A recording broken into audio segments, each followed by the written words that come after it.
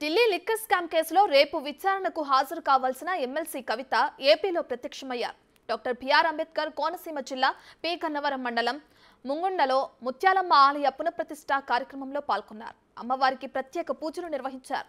అమ్మవారి దయతో తెలుగు రాష్ట్రాల ప్రజలు సుఖ సంతోషాలతో ఉండాలని కోరుకున్నట్లు తెలిపారు. ఢిల్లీ మద్యం కేసులో రేపు సిబిఐ విచారణకు హాజరు కావాల్సిన నేపథ్యంలో కవిత ఏపీ పర్యటన ప్రాధాన్యం సంతరించుకుంది. 400 సంవత్సరాల పైచిలకు చరిత్ర ఉన్నటువంటి ఆలయంలో అమ్మవారిని దర్శించుకోవడం అన్నటువంటిది పూర్వజన్మ సుకృతం అనుకుంటా ఉన్నాను. ఈ ముంగంట ప్రాంత చరిత్ర మనందరికీ తెలిసిందే. ఎన్నో సంవత్సరాలుగా బ్రిటిష్ వారి నుండి కూడా తలవంచకుండా మన ఆంధ్ర పౌరుషాన్ని తెలియజేసినటువంటి గ్రామం అటువంటి ప్రాంతం.